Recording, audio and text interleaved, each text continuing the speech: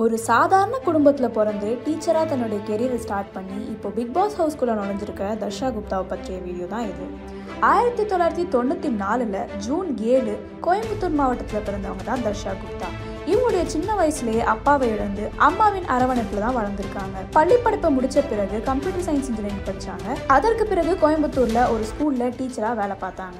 ஆரம்ப காலத்துல லைஃப்ல ஏதாவது பெருசா சாதிக்கணும், தனக்குன்னு ஒரு அடையாளத்தை உருவாக்கணும்னு அதற்கான வழிகளை தேடிட்டே இருந்த தர்ஷா குப்தாவுக்கு மாடலிங் வாய்ப்பு தேடி வந்திருக்கு. மாடலிங் பண்ண ஆரம்பிச்ச பிறகு தன்னுடைய இன்ஸ்டாகிராம் பக்கத்துல கவர்ச்சியான போட்டோ ஷூட் எல்லாத்தையும் போட்டு ஆடியன்ஸ் கவனத்தை ஈர்த்தாங்க. இப்படி மாடலிங் போட்டோ ஷூட்னு தொடர்ந்து பண்ணிட்டு இருந்த தர்ஷாவுக்கு சின்ன திரைக்கான வாய்ப்பு வந்திருக்கு. 2017 ஜீ தமிழ் சேனல்ல முள்ளும் மலரும் சீரியல்ல ஒரு சின்ன கதாபாத்திரத்தில் நடிச்சு தன்னுடைய ஆக்டிங் கெரியரை ஸ்டார்ட் பண்ணிருக்காங்க தர்ஷா. அதற்கு பிறகு 2018 விஜய் டிவில அவளும் நானும் சீரியல்ல ஒரு கதாபாத்திரத்தில் நடிச்சாங்க. இதை தொடர்ந்து 2019 சன் டிவில மின்னலே சீரியல்ல ஒரு கதாபாத்திரத்தில் நடிச்சாங்க. மீண்டும் 2020 விஜய் டிவில செந்தூர போவே சீரியல்ல வில்லியா நடிச்சாங்க. இப்படி தொடர்ந்து சீரியல்ல நடிச்சிட்டு இருந்த தர்ஷா குப்தா அடுத்தபடியா குக் வித் கோமாளி சீசன் 2ல கண்டஸ்டன்டா பார்ட்டிசிபேட் பண்ணாங்க. குக் வித் கோமாளி ஷோக்கு பிறகு மக்கள் மத்தியில நல்ல வரவேற்பையும் பெற்றாங்க. இப்படி தொடர்ந்து சின்ன திரையில நடிச்சிட்டு இருந்த தர்ஷா குப்தா அடுத்தபடியா படங்களிலும் நடிக்க ஆரம்பிச்சாங்க. 2021 இயக்குனர் மோகன்ஜி இயக்கத்துல உருவான ருத்ர தாண்டவம் படத்துல கதாநாயகியா நடிச்சாங்க.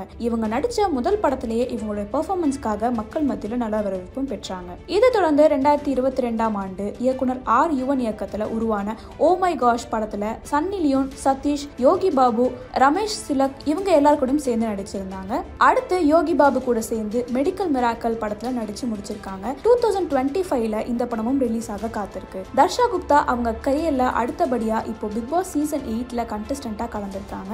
இவங்கள பத்தி ப்ரொஃபஷனலா தெரிஞ்சிருந்தாலும் பர்சனலா தர்ஷா யாருன்னு மக்களுக்கு தெரிய வைக்கணும்னு பிக் பாஸ் ஹவுஸ்குள்ள வந்திருக்கிறதா தர்ஷா சொல்லியிருக்காங்க. 100 நாள் வரைக்கும் பிக் பாஸ் ஹவுஸ்ல இருந்து விளையாடி மற்ற கண்டஸ்டன்ட்டுக்கு டஃப் கொடுப்பாங்களான்றதை பொறுத்து தான் பார்க்கணும்.